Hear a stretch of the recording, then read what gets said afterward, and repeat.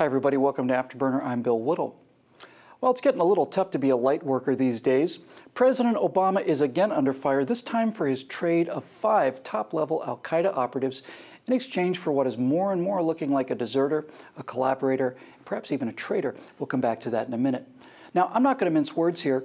I believed this president when he swore to fundamentally transform America. I believe that statement alone is evidence that he does not love this country as she is or has been, and neither does his wife for that matter. I think the only America they're comfortable with is the one remade in their own image. Now, unfortunately for them, the American people in large numbers do love this country, so when this left-wing radical tries to, actually fundamentally change America through his policies, the results are not favorable at the public opinion polls. And public opinion is, to this pathological narcissist in chief, the only polar star he really has. So to explain these missteps, he and his supporters are placed in a difficult position. They have to make a decision as to whether his latest fiasco was either evil or stupid. And they chose stupid every time. For example, as his first act in office, President Obama signed an executive order closing the detention center at Guantanamo Bay within a year. He ran, let us not forget, on a platform that called Gitmo a stain on America's honor. So, when the top terrorist at Gitmo, the architect of the 9/11 attacks that killed 3,000 Americans, that'd be Khalid Sheikh Mohammed, was due to stand trial, a decision was made to have that trial in downtown Manhattan. Now, that the president did not know about this until the day the decision was announced to the public by Eric Holder is simply not credible. But that was the story. Obama was not evil for taking the risk to hold such a trial in Manhattan to make a political point. He was merely stupid. He just had no idea what was going on. None. When Barack Obama claimed that most of the guns used in the horrific violence in Mexico came from America, he was roundly rebutted and humiliated. So he decided to make his allegation true by authorizing Fast and Furious, which sent thousands of untraceable guns to the Mexican drug cartel. At least 1, if not 2, American law enforcement personnel were killed with these weapons, not to mention hundreds of Mexican civilians. Did the president, in fact, authorize this evil plan? No. No, he didn't know a thing about it. He was just stupid, you see. One begins to wonder, though, why Eric Holder still has a job after authorizing such enormous decisions, such PR catastrophes, without the president's approval or even his knowledge.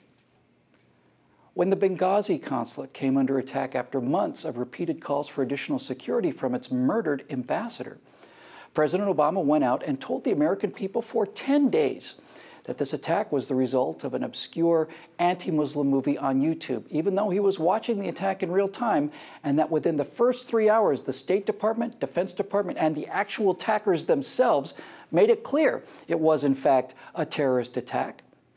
He didn't know that he was lying for 10 days. Of course, that would be evil. He didn't know it was an honest mistake. He was just stupid. When he rolled out his Obamacare website to great fanfare, a $10 million piece of work which cost the American taxpayers over $900 million due to cronyism, well, he was told weeks in advance that it was going to crash. Launching something that you know is going to fail is criminally negligent, and it would have landed him in jail if he'd worked for an evil corporation. But of course, working for an evil corporation would be evil. So he didn't know the site would crash. He was as stupid as the rest of us, and as surprised as well.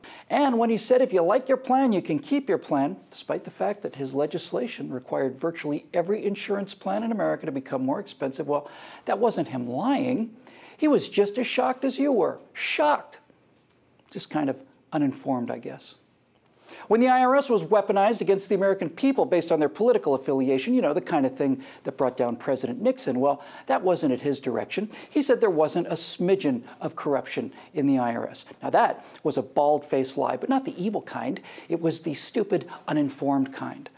Likewise, despite campaigning on improving the treatment our returning soldiers were getting at the hands of the Veterans Administration, the fact that 40 soldiers died waiting for care in Phoenix alone doesn't mean he didn't give a damn about the soldiers because he was, too busy picking basketball championships or playing golf or congratulating gay athletes. No, he learned about it in the news, and boy, was he angry. And now, after that scandal, he decides to trade 5 of the most deadly terrorists we have at Guantanamo Bay, which remains open not out of malice, but out of ignorance, of course, in exchange for Beau Bergdahl, a man held by the Taliban for 5 years who, by most accounts, was a deserter, a collaborator, perhaps even a traitor, and who cost us 6 or perhaps 14 actual American soldiers searching for him? Well, the fact that the president needed a photo op with a military family after the VA scandal would make this as evil as any evil thing that he's ever done, and that we know he did in fact authorize, but he'll plead stupidity and he'll get away with it. But not completely, not this time. These things are starting to add up, you see. Now, I think it's showtime now. I think this Bergdahl scandal is really going to hurt him as the details come out. So, is Barack Obama evil, or is he stupid? I think the answer is yes. Yes, he is.